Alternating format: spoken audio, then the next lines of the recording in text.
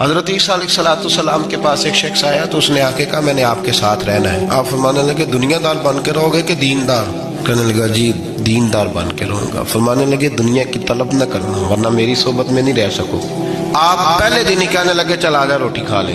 3 रोटियां मंगाई। फरमाने लगे मैं तो एक खाऊंगा। तू कितनी खाएगा? कहने लगा जी मैं भी एक ही खाऊंगा। एक रोटी उसने खा ली, एक आपने खा ली। तीसरी रोटी छोड़ के जनाब ईसा अलैहिस्सलाम दरिया किनारे वुजू करने चले गए। वापस आए तो रोटी कोई नहीं थी। अल्लाह के नबी थे, जान गए। तीसरी रोटी किधर है? कहने लगा हुजूर मुझे नहीं पता।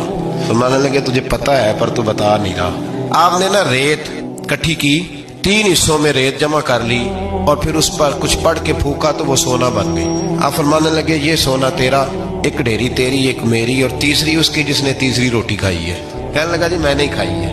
फरमाया ओ भले मानस तुझे कहा था दुनियादारी न करना, तुझे जनाब ईसा की सोबत मिलेगी, पर तू तो एक रोटी पे रह गया।